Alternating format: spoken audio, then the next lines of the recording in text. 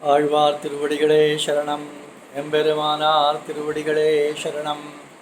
ஜீயர் திருவடிகளே சரணம். ஸ்ரீ தொண்டரடிப்பொடியாழ்வார் திருவடிகளே சரணம். சுவாமி பெரியவாச்சான் பிள்ளை திருवडिகளே शरणम। आसुरम संख्या 28। तो रीबरबान ने पूछा,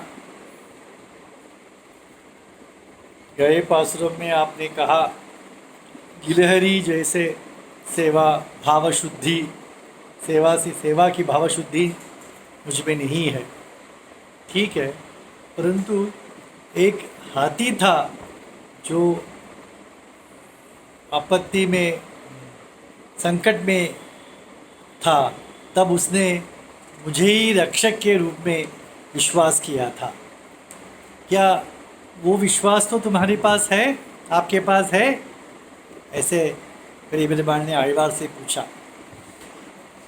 तो आழ்वार ने कहा वह भी मुझ में नहीं है। உம்பராலரியலாகா ஒளியுளாரானைக்காகி செம்புலால் உண்டு வாழும் முதலமேல் சீறி வந்தார் நம்பரமாயதுண்டே நாய்களோம் சிறுமையோரா எம்பிரார் காட்செய்யாதே என் செய்வான் தோன்றினேனே। उम्बराल अरियलाघा, भगवान कैसे कहाँ रहते हैं, उनका स्थान क्या है, जो ब्रह्मादि देवताएं भी नहीं जान सकते हैं। ऐसे ज्योतिर्मय श्री वैकुंठ, ऐसा ज्योतिर्मय है वो, ऐसे ज्योतिर्मय स्थान का स्वामी है वो। अथ यदतः परो दिवो ज्योतिर्दीप्यते, छांदोग्य उपनिषद में कहा गया है, जो महाज्योति सभी लोगों के ऊपर स्थानों से ऊपर जो प्रकाशमान है वही विष्णु का परम पद है। और महाभारत में कहा गया है अति अर्क अनल दीप्तम तत्स्थानम विष्णुर महात्मनः, जो सूर्य आदि अग्नि से प्रकाशित नहीं है ऐसा वो विष्णु का परम स्थान है, जहाँ जाकर तत्र गत्वा पुनर्नेमं लोकमायान्ति भारत, वहाँ जाकर लोग पुनः लौट नहीं आते हैं। ऐसे जो स्थान है परम पद विष्णु का है, ऐसा महाभारत में भी कहा गया है। ऐसे परमपद भगवान का वहाँ पर ऐसे स्थान को छोड़कर, वो स्थान कैसा है, उम्बरार अलियलागा, ब्रह्मादि भी नहीं जान सकते। पा नहीं सकते तो अलग बात, वो अलग बात है, जान ही नहीं सकते। क्योंकि विष्णु पुराण में ब्रह्मा जी कहते हैं यन्न देवा न मुनयो न चाहम न शंकरः जानन्ति परमेशस्य त विष्णोः परमं पदम। न देव न मुनि न मैं न शंकर भगवान के विष्णु के परम पद को जान भी नहीं सकते। देखिए, पाने की बात तो दूर, जान नहीं सकते। ऐसे नित्य सूर्यों से घिरे परम ज्योतिर्मय अपराकृत दिव्य शुद्ध सत्वमय वैकुंठ को छोड़कर कहाँ आए, इस संसार में रक्षण करने के लिए आए।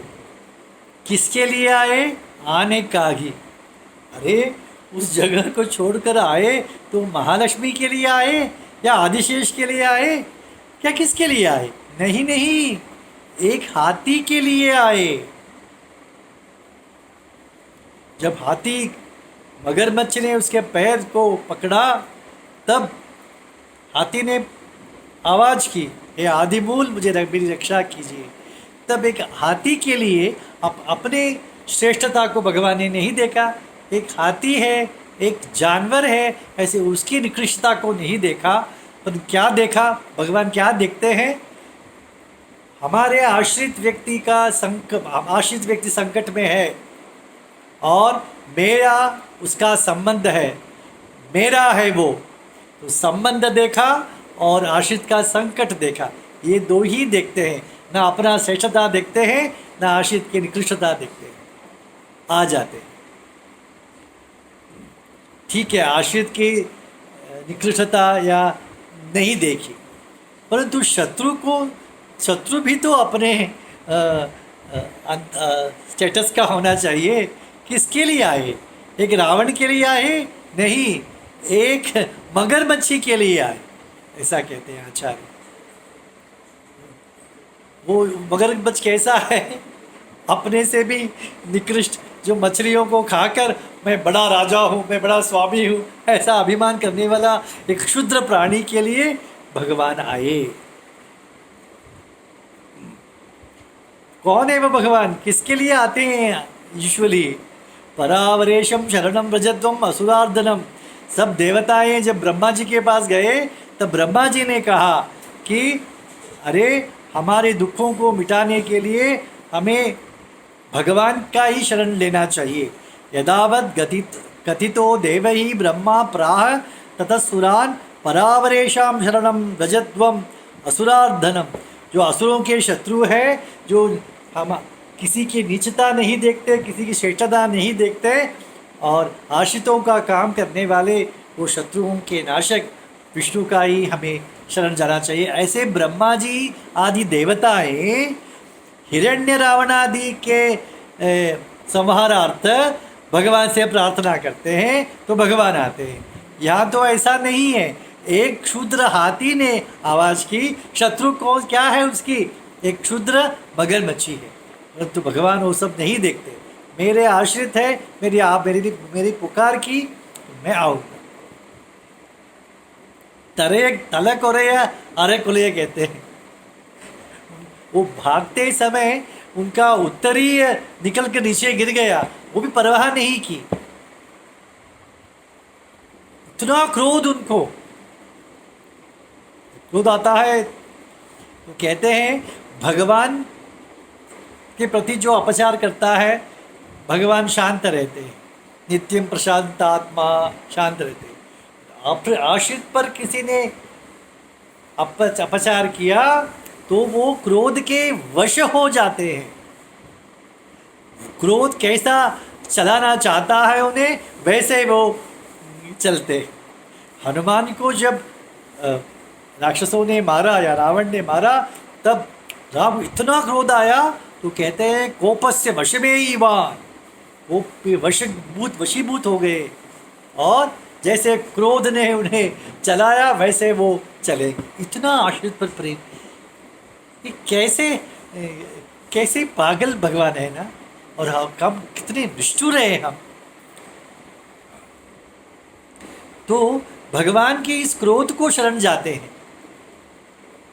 तिरुमंगैया आழ்வார் प्रकाल स्वामी आழ்वार कहते हैं कोडियवाय विलंगिन मलंगा कोंड चीत्रमुंड। आप उस मगरमच्छी के मारने के लिए आपके पास जो क्रोध था, उस क्रोध को मैं शरण जाता हूँ। ऐसे आழ்वार कहते हैं। श्री पराशर भट्ट कहते हैं वो उस हाथी को बचाने, रक्षण करने के लिए भगवान जिस शीघ्रता से आए, जिस शीघ्रता से आए, उस शीघ्रता को नमस्कार करता हूँ। अपने बाल खुल गए, उत्तरीय नीचे निकल गया, और जो गरुड़ जी आके खड़े रहे। गरुड़ जी सोचा, गरुड़ जी तुम्हारा वेग मुझे, तुम्हारी गति मुझे पर्याप्त नहीं है, तो गरुड़ जी को भी हाथ में लिया और भागे। ऐसा सब वर्णन है भगवान का। आश्रित वत्सल है, आश्रित के काम करने के लिए क्या करता है। तो कोई कहते हैं उस शीघ्रता को नमस्कार करता हूँ, कोई आழ்वार कहते हैं उस क्रोध को मैं नमस्कार करता हूँ। देखिए, और आழ்वार भी कहते हैं कि कोडिवा इलंग कहते हैं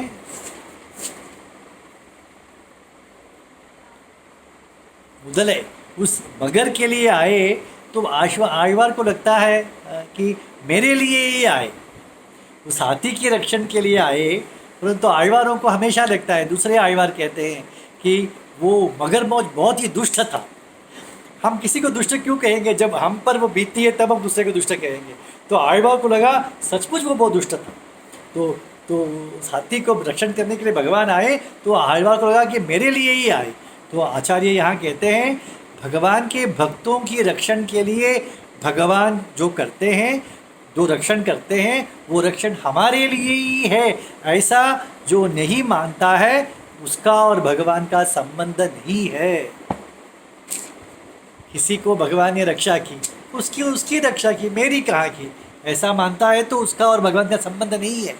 उसकी रक्षा की, हाँ मेरी ही रक्षा की, जैसे मानो मेरी ही रक्षा की, ऐसा जो मानता है वही उसका ही भगवान के साथ संबंध है, ऐसे आचार्य कहते हैं। नंबरमाय दुंडे, ऐसे भगवान आश्रित विषय में रक्षण करने के लिए इतना आतुर जब हमारा भगवान है तो हमारे स्वयं की रक्षण करने का भार हमारे सर पर है।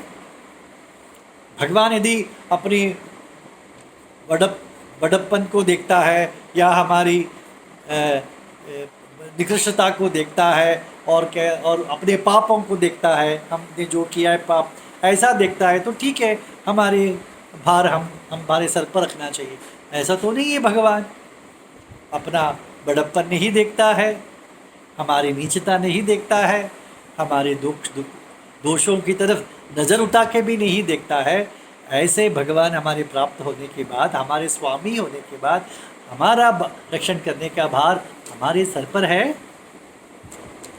नाईगड़ो या कहते हैं, आழ்वार कहते हैं मैं तो कुत्ते से भी नीच हूँ। तो आचार्य कहते हैं यहाँ पर कुत्ता जिसे हम नीच प्राणी कहते हैं वह सनकादिक ऋषियों के स्थान पर है और मैं उस स्थान पे हूँ। मीन्स मुझे देखोगे तो वो कुत्ता भी सनक का किस स्थान पर है, इतना श्रेष्ठ है। इसका मतलब मैं इतना निकृष्ट हूँ, इतना नीच हूँ। कुत्ता कैसा होता है?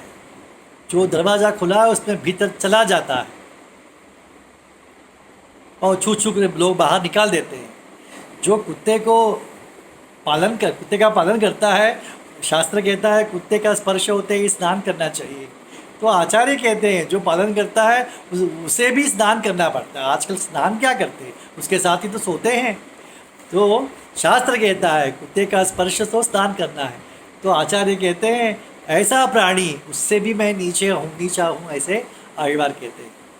श्रीमयोर एम्बिरार्क, हम कितने भी नीच हो पर हमारी नीचता उन्हें दृष्टिगोचर नहीं होता है, वो देखते ही नहीं। दोष, भक्तों के दोष दर्शन में अभिज्ञाता है। तो विष्णु सहस्त्रनाम में वो शब्द आता है ना, अभिज्ञाता सहस्रांशु। इसमें सुंदर भाष्य करते हैं श्री पराशर भट्ट। कहते हैं शंकराचार्य ने भाष्य किया अभिज्ञाता में ऐसा उसे पर वो कोई जानता नहीं है, ऐसा कोई विषय ही नहीं है, ऐसा उन्होंने सामान्य अर्थ कर दिया। पराशर भट्ट बड़ा महारसिक थे। वो कहते हैं वो भक्तों के दोषों की जानकारी नहीं रखता है, इसीलिए वह अभिज्ञाता है। पूर्ण सहस्त्र नाम का भाष्य पराशर भट्ट का इसी ढंग से किया गया है, इसीलिए उसे भगवत गुण दर्पणम कहा जाता है। भगवान के गुणों का दर्पण है। हर नाम में भगवान का गुण का इतनी श्रेष्ठ,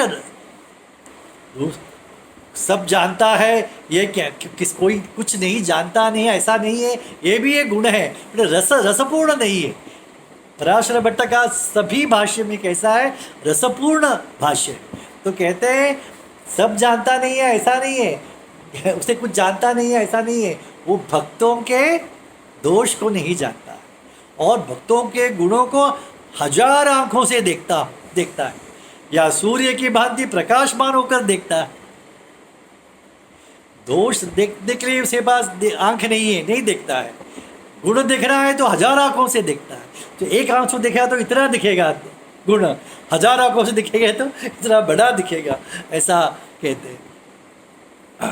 तो अभिज्ञाता में दोष नहीं देखना, इसके लिए आचार्य जहाँ भाष्य कहते हैं दोष नहीं दिखता है। इसका मतलब क्या है कि जब वो किसी का रक्षण करता है तब उसका दोष, उसमें दोष था, मैंने फिर भी उसका उपकार किया, ऐसे मानने का दोष उसमें नहीं है, भगवान में नहीं है। वो दोषी था फिर भी मैंने जाके उपकार किया, ऐसा नहीं मानता। यही उसका दोष अदर्शनता है, देखता ही नहीं दोष। हम कहते हैं हम, यही तो कल्याण गुण है, मनुष्य में नहीं देख पाएंगे हम। छोटा सा काम कर कर अरे मैंने किया, मैंने उपकार किया, मैंने उपकार किया, उसके छोटे दोषों को बड़ा बड़ा टेलीस्कोप से या देखने कहते हैं ना, टेलीस्कोप दूर दूर का भी दिखाई देगा, छोटा सा दोष भी माइक्रोस्कोप से दिखेगा तो बड़ा दिखेगा, वैसा भी छोटा दोष को भी बड़ा करने वाले हम जैसे जंतु है। परंतु भगवान देखिए, ऐसे भगवान हमारे स्वामी है। एम्बिरार काट, ऐसे दोष न देखने वाले स्वामी है। न देखना ठीक है, हमारा उसका संबंध नहीं तो उपयोग क्या है, संबंध है, हमारा स्वामी है वो, ऐसे उपकारक है। नहीं, दोष नहीं देखता है, हमारा स्वामी है पर उपकार नहीं करता है, तो क्या फायदा। दोष नहीं देखता है, हमारा स्वामी है, हमारा संबंध है, उपकार भी करता है, तो उसके लिए हमें क्या करना चाहिए, सेवा करना। तो वो हमारे रक्षण का भार अपने सर में लेता है, तो हमारे सर के भार तो चला गया वो, तो हमें क्या करना चाहिए, कैसा कालक्षेप करना चाहिए, सेवा करके ही कालक्षेप करना। सेवा क्या है, हमारे आत्मस्वरूप, अत्यंत परतंत्र आत्मस्वरूप का अनुरूप है। तो ऐसे भगवान का सेवा मैंने नहीं की, ऐसा आयवार कहते हैं। इन शैवान तो ऐसा मैंने सेवा नहीं की, मैं क्यों प्रकट हुआ। पूर्व में कहा ना, सुमित्रा कहती है लक्ष्मण से, तुम वनवास के लिए तुम्हारा जन्म हुआ है। ऐसे हमारा जन्म सेवा के लिए निमित्त होता तो हम जन्म कह सकते हैं, नहीं तो इसे क्या कहना है। हम तो कीड़े मकोड़े जैसे हम भी पैदा हुए या प्रकट हुए। जायस्य मृतस्व गीता में कहते हैं, उनका आयु क्षणिक होता है, 2 मिनट में मर जाते हैं। देखते होंगे आप, ट्यूबलाइट के पास आते हैं, ऐसा मर जाते हैं। तो उनको क्या जन्म मृत्यु कहेंगे उनके लिए, नहीं। ऐसे ही जो व्यक्ति भगवान का कैंकर्य में कालक्षेप नहीं करता है, उसका जन्म इसी प्रकार कीड़े मकोड़े के जैसा है। ऐसे आयवार नहीं कहते हैं, आयवार स्वयं को कहते हैं। अहम सर्वम करिष्यामि, ऐसे लक्ष्मण जी के जैसे होंगे तो कह सकते हैं कि मैंने जन्म लिया। लक्ष्मण जी कहते हैं ना, मैं सब सेवा करूँगा, तो ऐसे कहते हैं तो हमने जन्म लिया, नहीं तो हमारा जन्म व्यर्थ है, ऐसे आयवार कहते हैं। श्रीमते रामानुजाय नमः।